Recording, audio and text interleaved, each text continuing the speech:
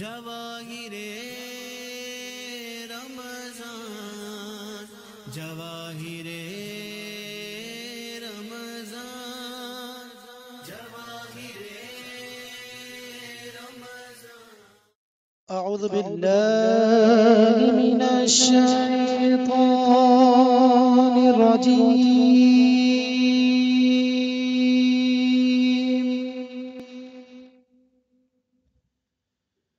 بسم الله الرحمن الرحيم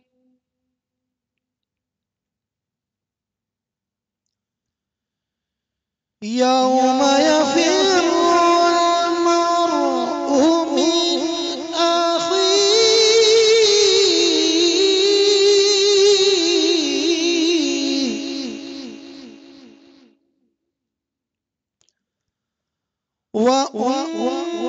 وأمه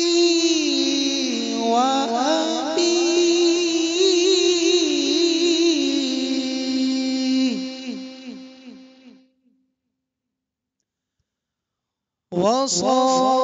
وصاحبته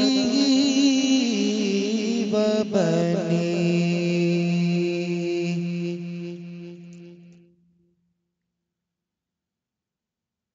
وصاحبته وبنيه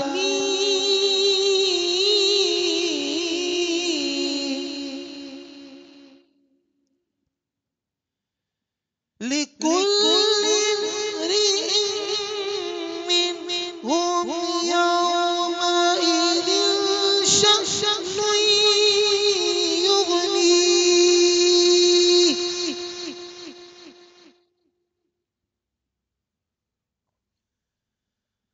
وجوه يومئذ مسفرة ضاحكة مستبشرة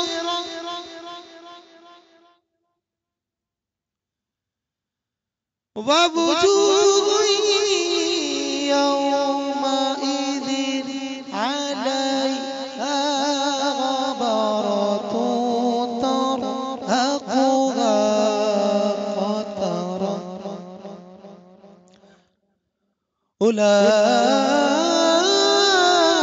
أولئك هم الكفرة الفجرة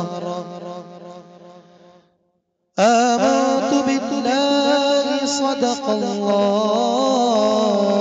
العظيم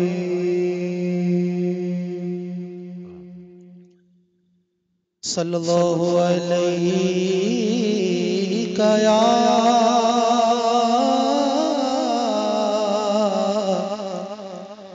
يا رسول الله وسلم عليك يا حبيب الله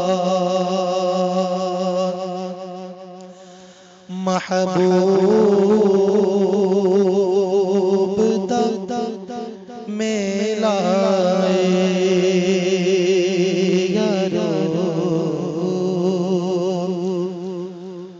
محبوب دم لائے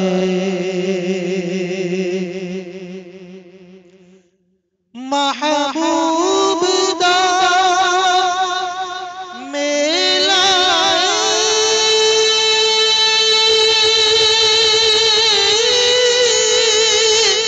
محبوب دم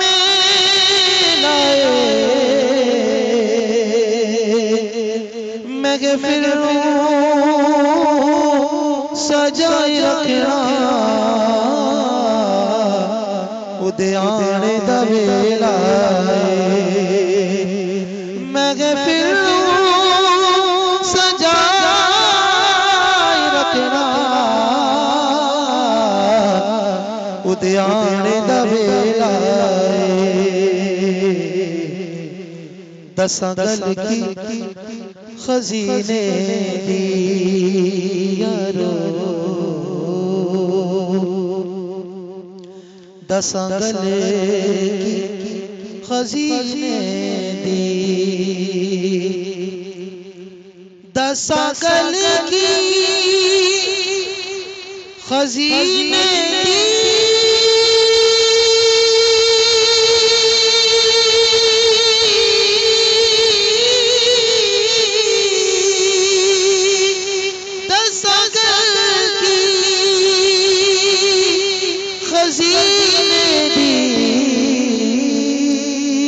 ساری دنیا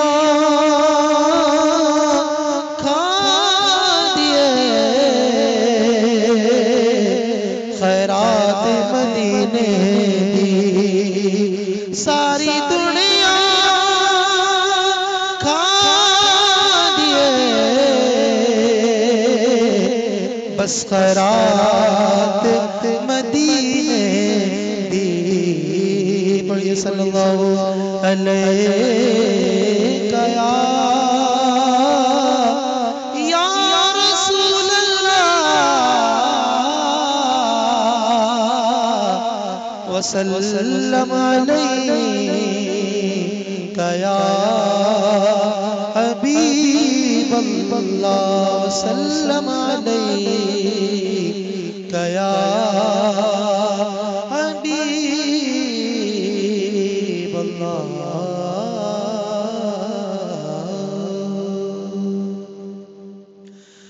حضور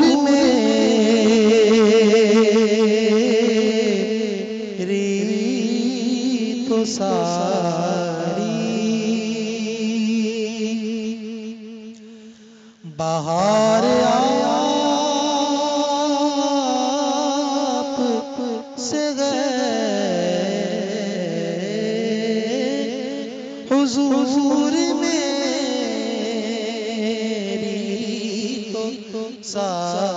ساری بہار آپ سے ہے میں بے قرار تھا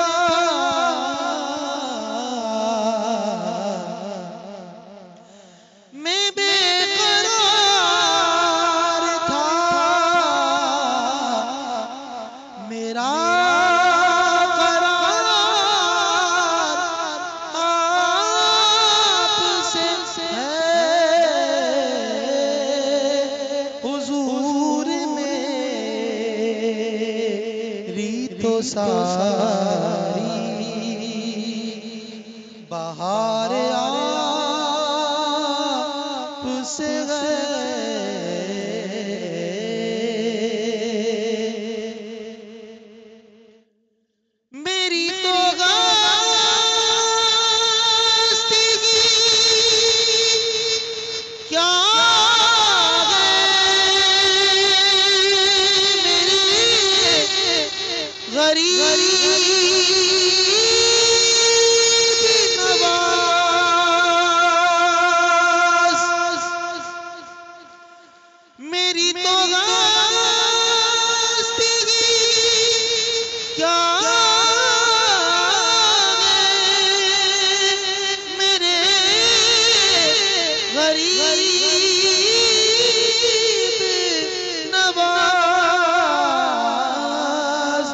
جو مل رہا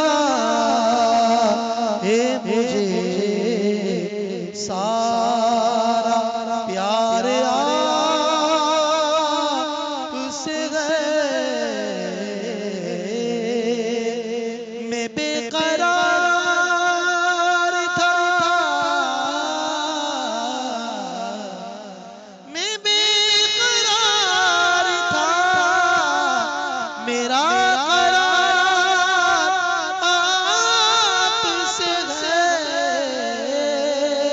حضور میری تو ساری بہار آپ سے ہے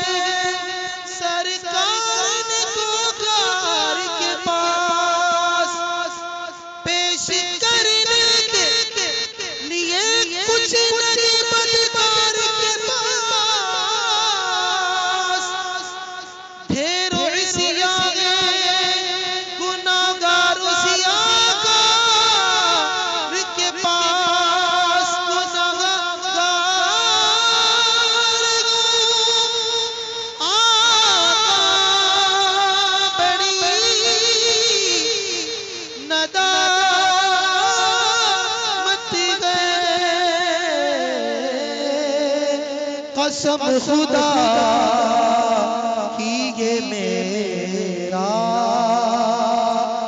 وقار آپ سے ہے، قسم خدا کی یہ میرا وقار آپ سے ہے،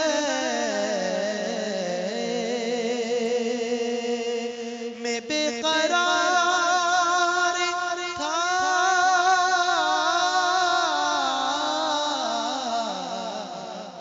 میں بے قرار تھا، میرا قرار آپ سے ہے، حضور میری تو ساری بہار آپ سے ہے،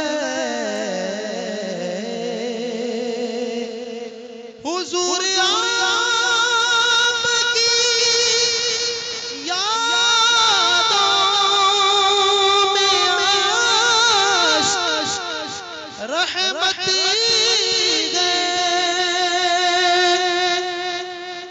حضور آپ کی یادوں میں عشق رحمتی ہے، یہ آنکھ میری ضیا اشک بار آپ سے ہے،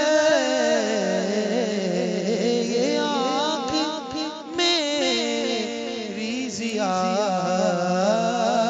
اشک بار آپ سے ہے، حضور میری تو ساری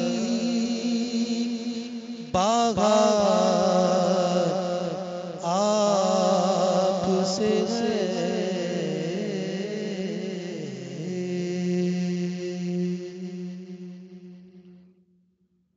السلام علیکم۔ عالمی مرکزی خانقاہ طارق جہانگیری سے میں میاں حضور کا صاحبزادہ اور خلیفہ حکیم شارق احمد طارقی جہانگیری آج ایک بار پھر آپ کی خدمت میں حاضر ہوں اپنے رمضان کی اسپیشل ٹرانسمیشن جواہر رمضان میں۔ آج کا جو یہ پروگرام ہے، آج کا یہ پروگرام ہم جس مبارک ہستی سے شروع کرنے جا رہے ہیں، آپ کا نام حضرت شیخ شہاب الدین سہروردی رحمۃ اللہ علیہ ہے، اور میری میاں حضور سے گزارش ہے کہ میاں حضور حضرت شیخ شہاب الدین سہروردی رحمۃ اللہ علیہ کے بارے میں کچھ ہمیں بتائیے۔ بسم اللہ الرحمن الرحیم۔ حضرت سیدی سرکار شیخ شہاب الدین سہروردی رحمۃ اللہ تعالیٰ علیہ سلسلہ سہروردیہ کے ایک جلیل القدر بزرگ ہیں، اور قریباً آپ اس سلسلے کے سرخیل بھی کہلاتے ہیں۔ آپ حضرت اپنے چچا حضرت شیخ نجیب الدین سہروردی رحمۃ اللہ علیہ سے بیعت ہوئے ابتدا میں، اور انہی کی نسبت سے سہروردی کہلائے، اس لیے کہ آپ قصبہ سہرورد میں پیدا ہوئے اور آپ کے چچا بھی وہیں رہتے تھے۔ اول تربیت حضرت شیخ نجیب الدین سہروردی رحمۃ اللہ علیہ نے آپ کی فرمائی، اور سلسلہ سہرورد جو ہے وہ آپ سے آپ کو عطا ہوا۔ ایک عرصے تک آپ کی خدمت میں رہے ہیں آپ، اور پھر آپ کو آپ حضرت سیدی شیخ عبدالقادر جیلانی رحمۃ اللہ علیہ کی خدمت میں لائے، اور جب آپ حضرت شیخ عبدالقادر جیلانی رحمۃ اللہ علیہ کی خدمت میں آئے تو اس وقت آپ علم الکلام میں بڑے ماہر تھے، تمام علوم شرعی آپ نے حاصل کر لیے تھے، اور علم الکلام کے اندر آپ بڑے ماہر اور بڑے مناظر تھے اس کے. تو آپ کے چچا جو تھے وہ آپ کی اس بات کو پسند نہیں کرتے تھے کہ آپ مناظرے کریں. تو آپ نے حضرت شیخ عبد القادر جیلانی رحمۃ اللہ علیہ سے عرض کی کہ حضور آپ ان کو سمجھائیں کہ یہ اپنے آپ کو صوفی بنائیں اور مناظر نہ بنے. تو آپ سیدی شیخ عبد القادر جیلانی رحمۃ اللہ علیہ نے سے آپ سے پوچھا کہ نوجوان تمہارا نام کیا ہے؟ تو آپ نے فرمایا میرا نام شہاب الدین ہے. آپ نے فرمایا کہ کیا کرتے ہو؟ آپ نے سب بتایا. آپ نے کہا تمہارا مشغلہ کیا ہے؟ تو آپ نے فرمایا میرا مشغلہ جو ہے وہ علم الکلام پہ مناظرہ کرنا ہے. تو آپ نے فرمایا اچھا. آپ نے بڑے پیار سے آپ کے سینے پہ ہاتھ پھیرا. آپ فرماتے ہیں کہ جب حضرت سیدی شیخ عبد القادر جیلانی نے میرے سینے پہ ہاتھ پھیرا تو ایسا ہو گیا کہ جیسے میرے پاس علم الکلام کا علم ہی نہیں تھا. میں بالکل صاف ہو گیا، خالی ہو گیا اس سے. اور آپ فرمانے لگے کہ اے شہاب الدین اب اللہ اللہ کرو اور میرے بعد تم ہی عراق کے سب سے مشہور شیخ ہوگے. پھر آپ نے آپ کی تربیت فرمانا شروع کر دی اور آپ سے پھر سلسلہ قادریہ سہروردیہ جاری ہوا. اور سہروردیہ کے بڑے بڑے مشائخ نے آپ سے فیض پایا ہے. آپ کے خلفاء بہت ہیں اور تقریباً تمام بلاد عرب اور بلاد ہندوستان کے اندر آپ کے خلفاء پھیل گئے. حضرت شیخ بہاؤالدین زگریہ ملتانی مشہور خلفاؤں میں آپ کے. حضرت شیخ نور الدین مبارک غزنوی جن سے ہمارا سلسلہ چلتا ہے وہ بھی آپ کے ہی خلیفہ ہیں اور آپ کے بھانجے بھی ہیں. اور آپ کو آپ کا دہلی کا حکم ہوا کہ آپ دہلی جاؤ. آپ نے دہلی میں آن کر قیام کیا اور پھر ساری عمر وہیں رہے. اسی طرح آپ کے ایک خلیفہ تھے حضرت شیخ ابراہیم جن کو آپ نے دکن بھیجا. دکن میں آپ پہلے مشائخ تھے سہرورد سلسلے کے. تو آپ کے خلفاؤں کی ایک کرامت تھی کہ جب وہ دکن پہنچے تو دکن میں بڑے بڑے ہندوؤں کے مندر تھے، بدھ تھے. تو آپ نے ایک بدھ گدے کے قریب جو ان کا سب سے بڑا بدھ گدا تھا اس کے قریب ایک پہاڑی تھی اس پہ جا کے قیام کیا. اور آپ نے جب پہلی وہاں اذان دی کھڑے ہو کے تو وہ بدھ گر پڑا. ان کو پریشانی ہو گئی یہاں کون آ گیا ایسا. اور پھر آپ سے اسلام وہاں پھیلا دکن میں. تو آپ کے اس خلفاؤں نے بہت اسلام پھیلایا. حضرت بڑے مشہور بزرگ حضرت شیخ سعدی رحمۃ اللہ تعالی علیہ وہ بھی آپ کے خلفاؤں میں سے ہیں. اسی طریقے سے حضرت شیخ جلال الدین تبریزی وہ بھی آپ کے خلفاؤں میں سے ہیں جنہوں نے بنگال میں جا کر اسلام پھیلایا. تو آپ کے خلفاء تمام بلاد عرب میں پہنچے اور عرب میں سلسلہ پھیلایا. ہندوستان پہنچے، ہندوستان میں پورے میں سلسلہ پھیلایا. آپ علم شریعت میں اور طریقت میں دونوں میں یکتا تھے اور بڑے سخت اور پابند شرع تھے. اور آپ کا سلسلہ سہرورد جو ہے وہ بھی شریعت کے معاملے میں بہت پابند اور سخت ہے. آپ کے ہی سلسلے سے ہمارا سلسلہ جو ہے سلسلہ سہروردی کلندری کہلاتا ہے. اور اس سلسلے میں آپ کی وجہ سے بڑا فیض ہوا. اور ہندوستان میں مختلف اکابر یعنی کہ جتنے بھی کلندر ہیں جیسے کہ حضرت شیخ لاج شہباز کلندر رحمۃ اللہ تعالی علیہ وہ بھی سہروردی ہیں. وہ ایک واسطے سے آپ کے مرید ہیں یعنی کہ حضرت شیخ شہاب الدین سہروردی سے حضرت بہاؤالدین زکریا ملتانی اور حضرت بہاؤالدین زکریا ملتانی سے لال شہباز قلندر۔ اسی طریقے سے اور مختلف سلاسل میں آپ کا بڑا فیض جاری ہوا۔ آپ کے خلیفہ حضرت بہاؤالدین زکریا ملتانی رحمۃ اللہ علیہ کے خلیفہ حضرت جلال الدین مخدوم جہانیہ جہاں گشت، ان سے بھی سلسلہ سہروردیہ بہت پھیلا۔ وہ بھی ایک واسطے سے آپ کے مرید ہیں، یعنی کہ آپ کے دو واسطے ہیں، آپ حضرت شاہ رکن عالم کے، وہ حضرت شیخ صدر الدین، وہ حضرت بہاؤالدین اور وہ شیخ شہاب الدین۔ اس طریقے سے ان کا بھی شجرہ ہے اور آپ سے بھی بہت پھیلا ہے۔ اشرفی جو خاندان سلسلہ اشرفیہ ہے وہ بھی اسی سلسلے کا فیض یافتہ ہے، ان کو بھی اس سلسلے سے بڑا فیض حاصل ہوا، کیونکہ مخدوم اشرف جہانگیر سمنانی رحمۃ اللہ علیہ کافی عرصے تک حضرت مخدوم جلال الدین کی صحبت میں رہے جہانیہ جہاں گشت کی، اور آپ سے خلافت اور اجازت لی اور پھر اس سلسلے کی ترویج بھی کری۔ اسی طرح حضرت مخدوم جلال الدین جہانیہ جہاں گشت رحمۃ اللہ علیہ سے سہروردی سلسلہ حضرت شیخ اجمل بھڑانچی کو پہنچا، اور حضرت شیخ اجمل بھڑانچی وہ مشائخ میں سے ہیں کہ جن سے تمام ہندوستان میں سلاسل جاری ہوئے ہیں۔ تو آپ کا فیض جو ہے ہندوستان میں پوری طرح پھیلا ہے اور پورے عرب میں پھیلا ہے۔ آپ کے مریدین اور خلفاؤں نے ہندوستان میں ترویج اسلام میں بڑا کام کیا، اور آج جو ہندوستان میں اسلام ہے وہ انہی بزرگوں کی مرہون منت ہے، کہ خواجہ معین الدین چشتی رحمۃ اللہ علیہ، شیخ شہاب الدین سہروردی رحمۃ اللہ علیہ، قادریہ خاندان، یہ سارے لوگوں نے بڑی محنت کری ہے۔ شاہ بدی الدین قطب المدار، ان کے خلفاء، انہوں نے بڑی محنتیں کری ہیں اسلام کی ترویج کے لیے، بہت پھیلایا اسلام۔ حضور کوئی ایسا وظیفہ جو خاص آپ سے منسوب ہو یا آپ کا فیض حاصل کرنے کے لیے پڑھا جا سکے؟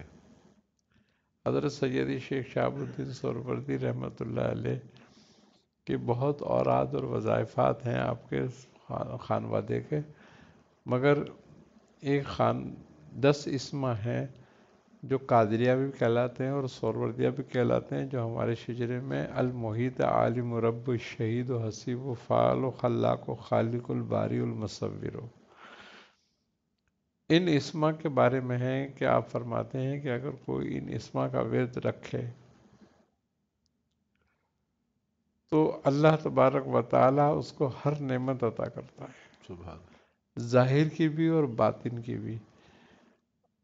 کم سے کم فرماتے ہیں کہ اس کی ایک تسبیح ضرور پڑھا جائے، یعنی کہ 101 بار اس کو پڑھا جائے، اور اس کو پڑھنے کا صحیح ٹائم جو ہے وہ یا تو تہجد ہے یا فجر کے بعد ہے، اس کو پڑھا جائے۔ تو بعض سہروردیہ مشائخ نے تو اس کے باقاعدہ بڑی ریاضتیں فرمائی ہیں، اور حضرت شیخ علی حیتی رحمۃ اللہ علیہ فرماتے ہیں کہ حضرت سیدی شیخ عبد القادر جیلانی رحمۃ اللہ علیہ جب ان اسما کا ورد کرتے تھے تو آپ کی ولایت ہی ان اسما پر تھی۔ سبحان تو اس طریقے سے آپ نے ان اسما کی اجازت سیدی شیخ شہاب الدین سہروردی رحمۃ اللہ علیہ کو عطا فرمائی تھی، اور حضرت سیدی شیخ شہاب الدین سہروردی سے یہ اسما جو ہیں معمولات مشائخ کا حصہ بنے، تو اس لیے ان اسما کا بہت زیادہ ورد کرنا چاہیے، اور بڑے کمال اسما ہے یہ اس چیز کے لیے۔ یہ حضور آپ کے ایک مرید ہیں، وہ روحانی علاج معالجہ بھی کرتے ہیں، طبی علاج معالجہ بھی کرتے ہیں، تو ان کا یہ سوال ہے کہ کل جو سبیان کا جو سوال تھا، تو ہم کیسے تشخیص کریں، یا کوئی ایسی علامتیں جو خاص سبیان کے جو ہے وہ کیس میں ظاہر ہوتی ہیں؟ اور آپ کل روحانی علاج بتانے والے تھے، لیکن وہ فیضان بھائی نے جو ہے وہ بیچ میں آپ سے ایک دوسرا سوال کر لیا تھا، تو اس کا روحانی جو علاج ہے وہ بھی رہ گیا تھا۔ الصبیان کی جو علامتیں ہیں اصل میں یہ جو عورتوں میں ظاہر ہوتی ہے، یعنی کہ معاملات ان کے حمل وغیرہ یا اولاد کے سلسلے میں، تو عورتوں میں بانجھ پن پیدا ہوتا ہے اس سے۔ دوسری بات یہ ہوتی ہے کہ ان کے کبھی ہارمونز کے مسائل آئیں گے اور کبھی ان میں رسولیوں وغیرہ کے مسائل آئیں گے، تو ایسی عورتیں 90% جو ہیں وہ صبیان کا شکار ہوتی ہیں، جس کی وجہ سے ان کے ماں بننے میں، صاحب اولاد ہونے میں بڑی رکاوٹ آتی ہے۔ دوسری بات یہ کہ اگر یہ بچوں میں یہ علامت پیدا ہو جائے، یعنی بچوں میں یہ صبیان آ جائے، تو بچہ روتا بہت ہے، دودھ بڑی کثرت سے پیے گا اور اس کا پیٹ ہی نہیں بھرے گا۔ یعنی کہ عام صورت میں اگر بچے کا پیٹ ایک فیڈر سے بھر جائے تو اس کا پیٹ 3-4 فیڈروں سے نہیں بھرتا، اور وہ بچہ روتا ہی رہے گا، دودھ ہی مانگتا رہے گا، اور پھر بدہضمی کا شکار ہو جائے گا، الٹی موشن کرے گا، اس کے بعد علاوہ اس کا جسم سوکھنا شروع ہو جائے گا، یعنی کھانے پینے کے معاملات کے ساتھ وہ بدن اس کا سوکھنا شروع ہو جائے گا۔ عورتوں میں بھی اس بات کی علامت یہ ہوتی ہے کہ جن کو صبیان ہوتا ہے تو ان کا گھر میں دل نہیں لگتا، چڑچڑی ہوتی ہیں، لڑائی جھگڑا رہتا ہے، اچھا بے ہوشی تک طاری ہوتی ہے۔ بعض اوقات یہ بھی ہوتا ہے ان کی علامتوں میں کہ وہ بلا وجہ روئیں گی اور بلا وجہ کی تکلیف ان کو ہوگی۔ یہ ساری علامتوں میں صبیان کی ہیں عورتوں بچوں میں۔ اچھا مردوں میں یہ بہت کم دیکھا گیا ہے، بہت کم دیکھا گیا ہے، لیکن جب مردوں میں آتا ہے تو مردوں کا یہ حال ہوتا ہے کہ وہ سب کچھ کھا رہے ہوتے ہیں اور سوکھ رہے ہوتے ہیں، ان کے جسم کو کوئی غذا نہیں لگ رہی ہوتی، کوئی کھانا پینا نہیں لگ رہا ہوتا، کھانے کے بعد بھی نکات ہوتی ہے، ان کو ایسی کمزوری ہوتی ہے کہ جیسے انہوں نے کھانا کتنے دنوں سے نہیں کھایا ہے۔ یہ علامتیں اس میں پیدا ہوتی ہیں صبیان میں۔ اس کا روحانی علاج؟ روحانی علاج اس کا یہ ہے کہ اگر کسی عورت کو یہ ہو جائے تو اس کا باقاعدہ طور پر علاج کرنے کی ضرورت ہوتی ہے، اور اس صبیان کے علاج میں سورہ طارق، سورہ شمس، سورہ مزمل شریف اور سورہ جن، یہ بڑی کمال صورتیں ہیں اس کو دور کرنے میں۔ اس میں یہ ہوتا ہے کہ اگر بچے کو ہے تو ایک لوکی، تھوڑا سرسوں کا تیل اور ایک سفید کپڑا میٹھا لٹھا وغیرہ لے لیا جائے، تیل پہ، کپڑے پر اور لوکی پر 40 مرتبہ سورہ طارق پڑھ کے دم کی جائے۔ لوکی جو ہے وہ بچے کے سرہانے لٹکا دی جائے کہ وہ لوکی بچے کے قریب رہے۔ جو لوکی سوکھنا شروع ہوگی بچہ تندرست ہونا شروع ہوگا۔ اگر گھر میں جگہ نہیں ہے تو کسی سبز درخت کے اندر لٹکاتے ہیں جا کے، ایسی جگہ پر کوئی اتار کے نہ پھینکے اس کو، تو جو لوکی سوکھے گی بچہ تندرست ہوگا۔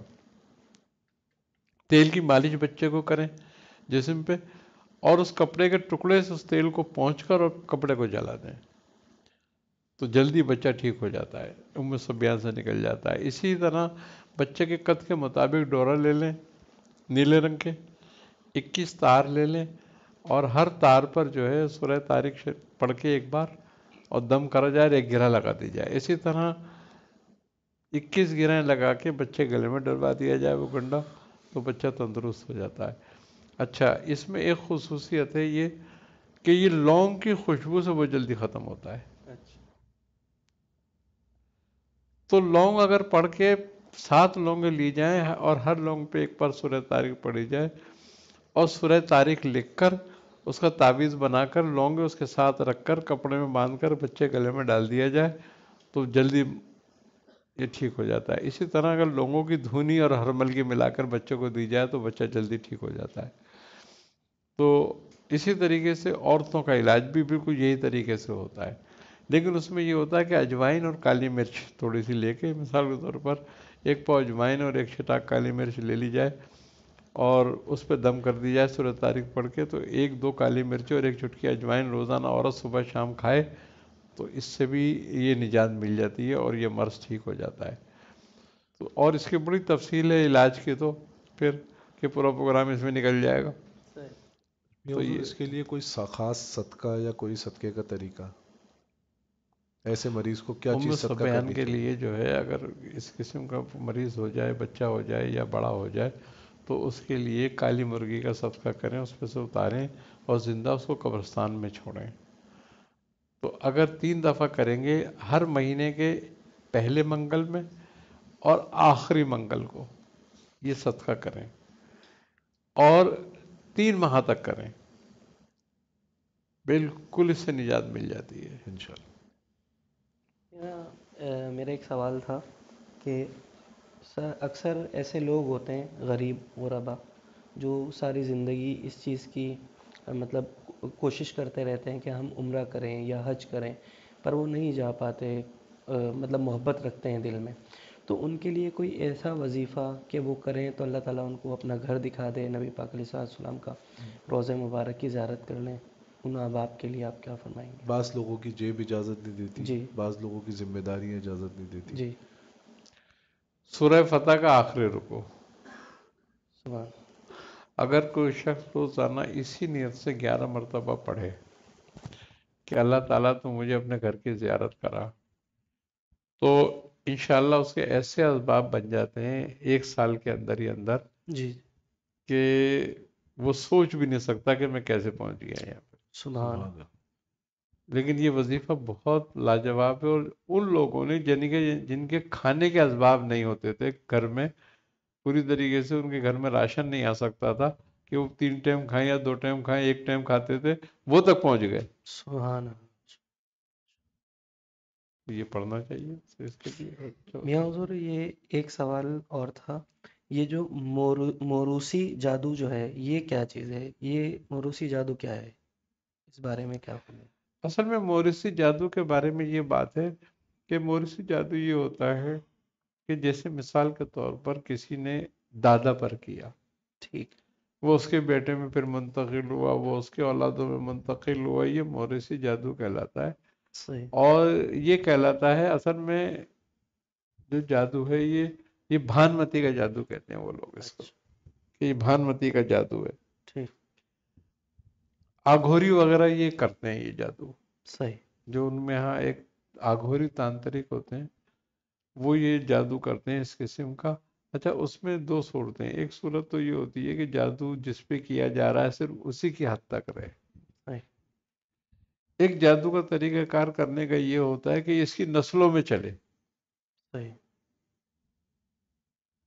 تو وہ دادا پہ کیا، دادا مبتلا ہو کے مر گیا، پھر بیٹے میں آ گیا، وہ بیچارہ مبتلا ہو کے مر گیا، پھر پوتوں میں آ گیا، وہ مبتلا ہو گئے۔ اچھا، اس جادو کی یہ بات رہتی ہے کہ ایک تو بیماریاں اس خاندان میں شروع ہو جاتی ہیں۔ ٹھیک، اچھا، بالخصوص اس خاندان میں بیماریاں شروع ہوں گی پاگل پن کی، ٹھیک، نفسیاتی بیماریاں، جسے میاں شیزوفرینیا کہا جاتا ہے۔ شیزوفرینیا کہلاتا ہے اب تو وہ، ٹھیک، لیکن یہ نفسیاتی بیماریاں ہوتی ہیں جو جادو سے یہ موروثی لگتی ہیں۔ ٹھیک، اچھا، بعض اوقات یہ لگے گی، بعض اوقات ٹی بی کی بیماری لگے گی جس سے منہ سے خون آتے رہیں گے، اچھا، یعنی کوئی نہ کوئی اس میں مبتلا رہے گا خاندان کا۔ اب وہ یہ کہتے ہیں کہ جی ڈاکٹر پھر کہتے ہیں کہ جی یہ موروثی بیماری ہے، آپ صحیح، ساری عمر دوائیں کھانی ہیں اس کی، لیکن بیسیکلی وہ کسی اور وجہ سے ہو رہی ہوتی ہے۔ اب جو موروثی جادو ہوتا ہے اس کا علاج جو ہوتا ہے بڑا مشکل ہو جاتا ہے۔ اچھا، اس کی وجہ یہ ہوتی ہے کہ جس پہ جادو کیا گیا ہوتا ہے وہ تو مرا چکا ہوتا ہے، تو جادو اس کے ساتھ مرتا نہیں ہے، جس کے نام سے ہوتا ہے جادو اسی کے نام سے کٹتا ہے، اب وہ ہے ہی نہیں۔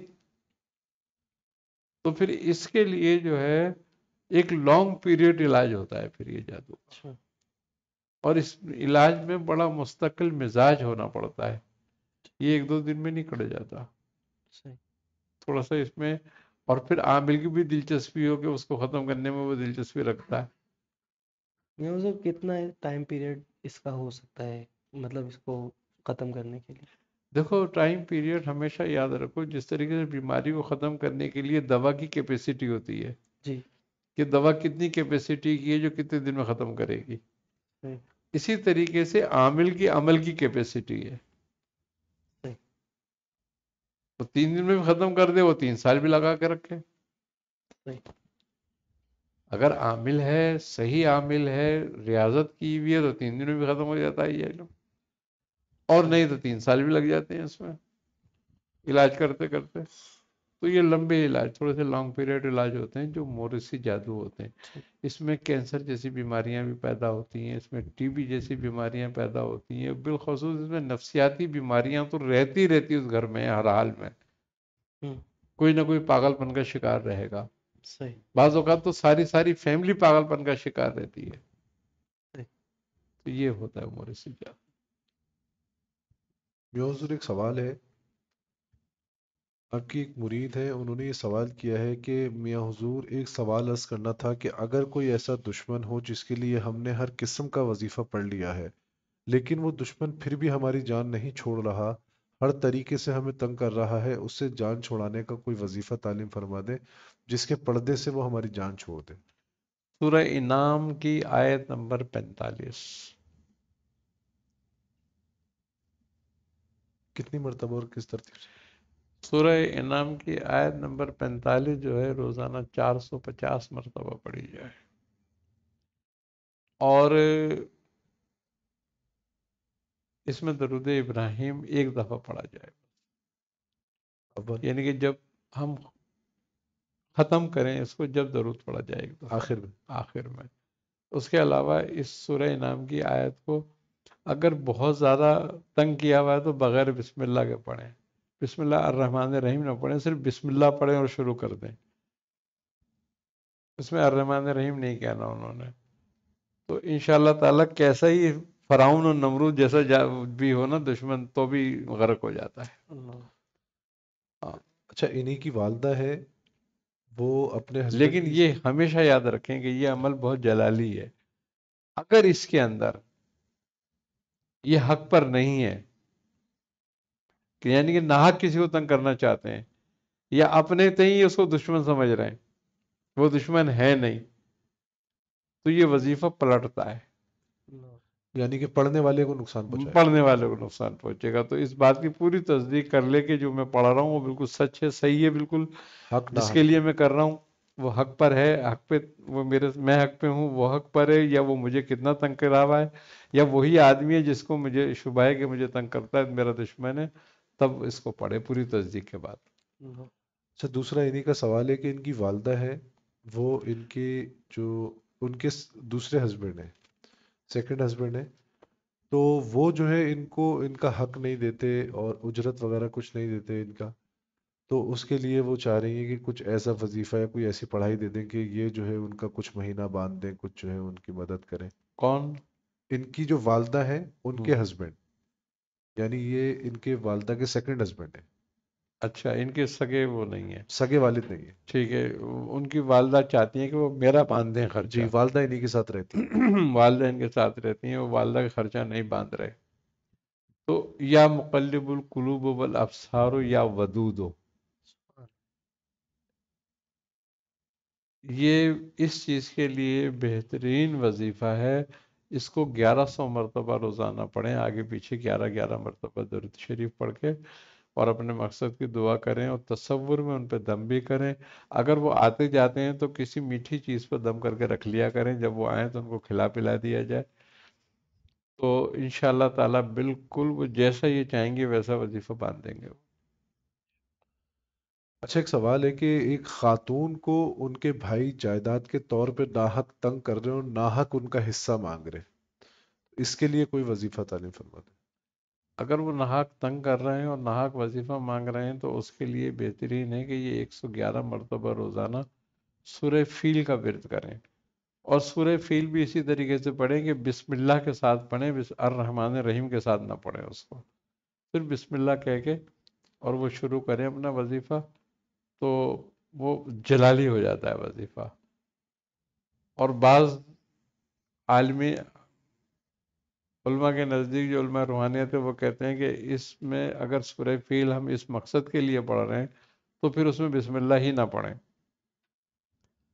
اور جو بسم اللہ وہ بتاتے ہیں پڑھنے کے لیے وہ بہت جلالی ہے. بسم اللہ الجلیل الجبار،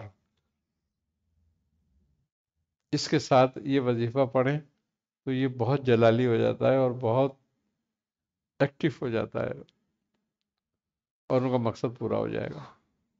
اچھا، ایک بھائی نے سوال کیا ہے کہ صبح صبح جب اٹھتے ہیں سو کے تو حلق بھی بہت زیادہ خشک ہوتا ہے اور چھینکیں بھی بہت زیادہ آتی ہیں، اس کا کوئی جو ہے نا طبی نسخہ، کوئی طبی ٹوٹکا بتا دیں؟ اصل میں یہ الرجی کی نشانی ہے کہ ان کو الرجی ہے فلفل دراز،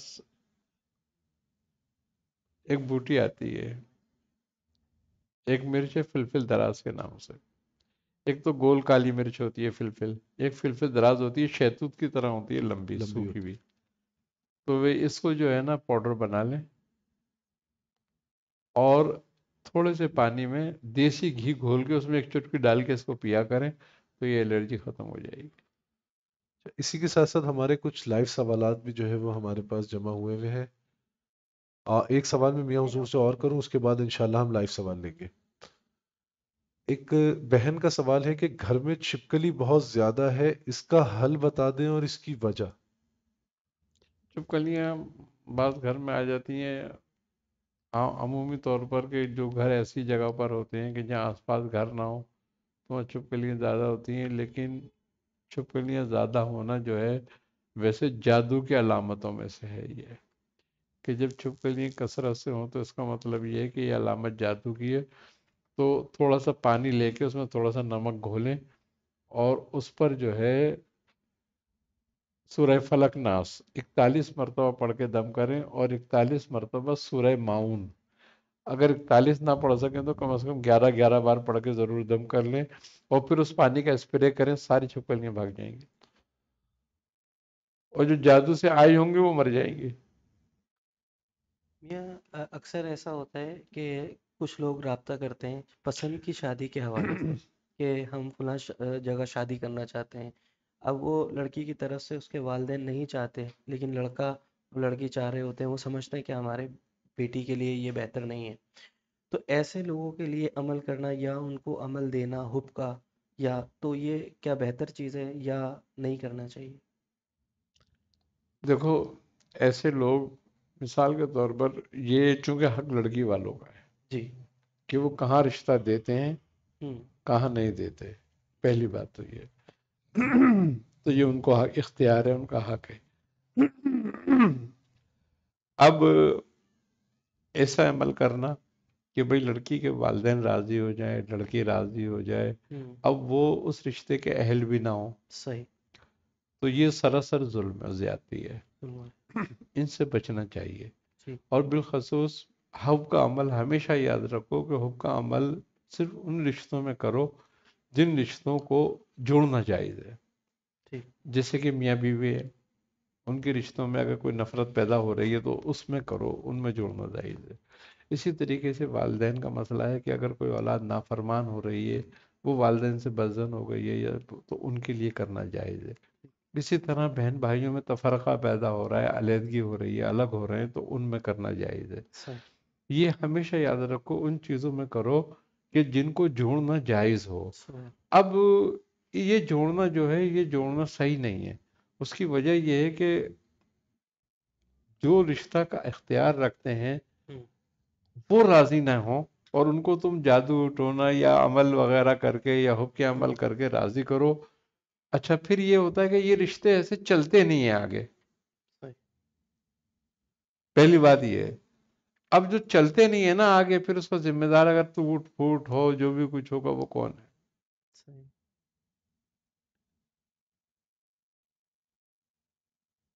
ٹھیک.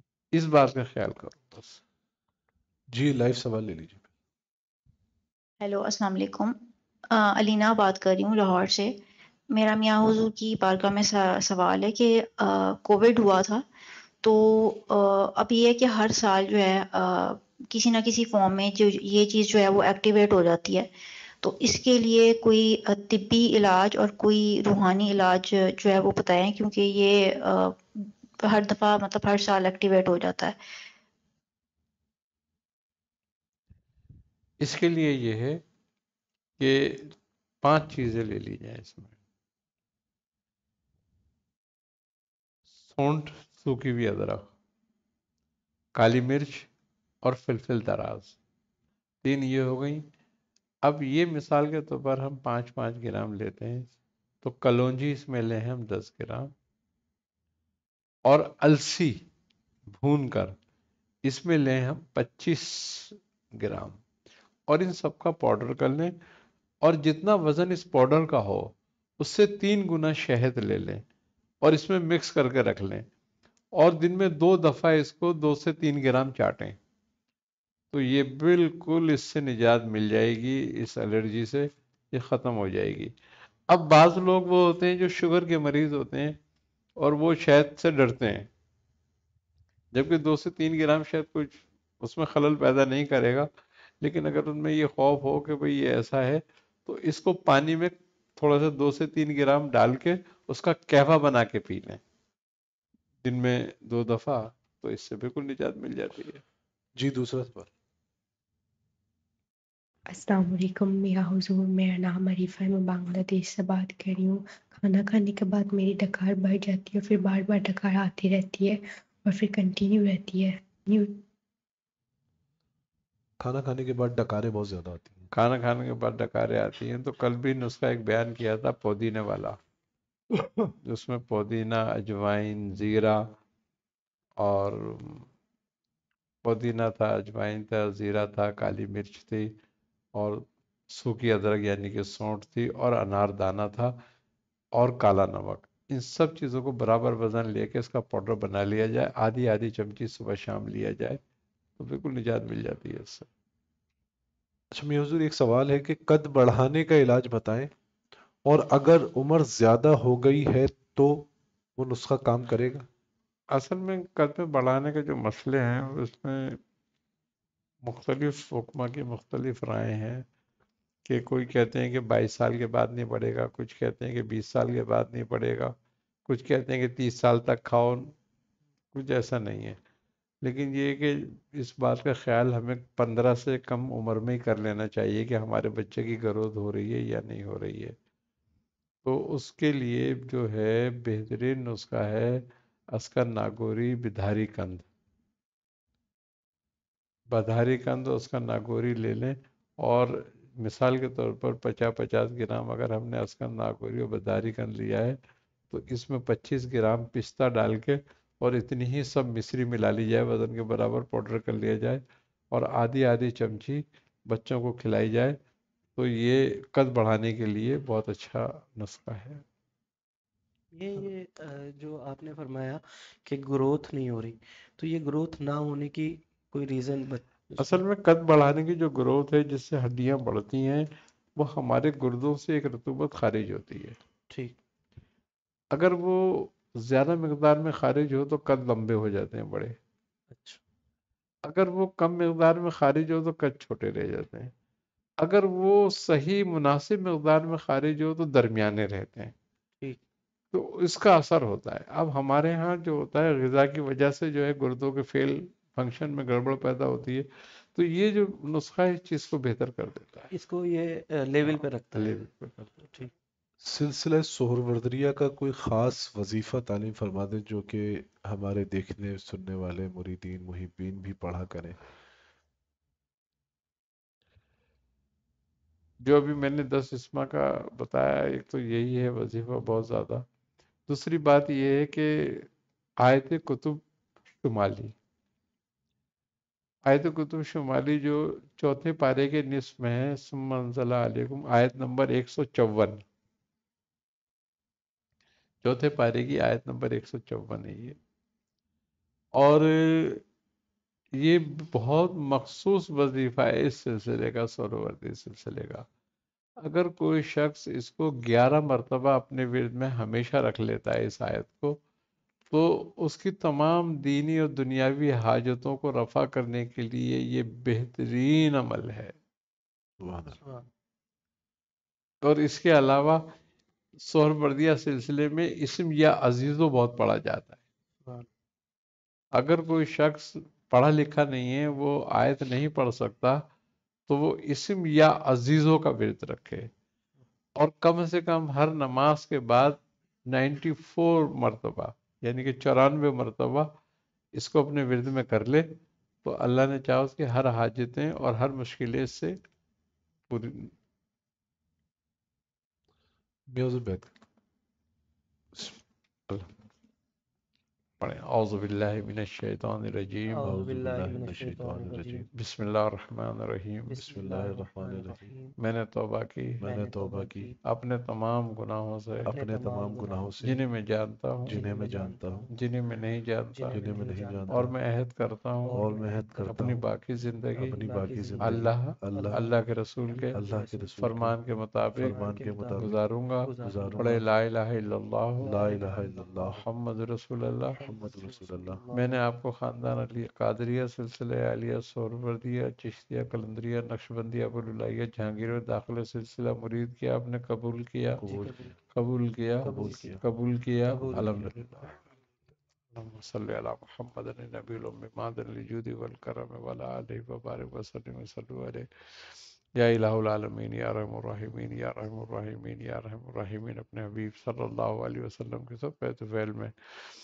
ہمیں ہر طرح کی گمراہیوں سے محتاجیوں سے ذلتوں سے رسوائیوں سے ہر طرح کے ظاہری باطنی امراض سے ہر طرح کی آفات ناگانیاں اموات ناگانیاں امراض ناگانیاں سے محفوظ فرما ہمیں ہر طرح کی رحمتیں نعمتیں برکتیں راحتیں آسانی عطا فرما یا الہ العالمین ہمیں جو لوگ جن جن معاملوں میں پریشان ہیں ان کی پریشانیوں کو دور فرما ہم میں جو بیمار ہیں انہیں شفا کاملہ عاجلہ عطا فرما یا الہ العالمین اپنے حبیب صلی اللہ علیہ وسلم کے سب کا فعل میں جو لوگ تنگ دست ہیں بے روزگار ہیں ان کے رزق حلال عطا فرما ان کی تنگی کو کشادگی میں تبدیل فرما یا الہ العالمین جو بچیاں اپنے نصیبوں کے لیے بیٹھی ہیں ان کے نصیبوں کو کشادہ فرما یا الہ العالمین ہم سب کے کبیرہ صغیرہ گناہوں کو معاف فرما یا الہ العالمین ہماری ان عبادتوں کو جو اس ماہ میں مسلمان کر رہے ہیں روزے رکھ رہے ہیں نمازیں پڑھ رہے ہیں تراویحیں پڑھ رہے ہیں ان سب کو اپنی بارگاہ میں قبول فرما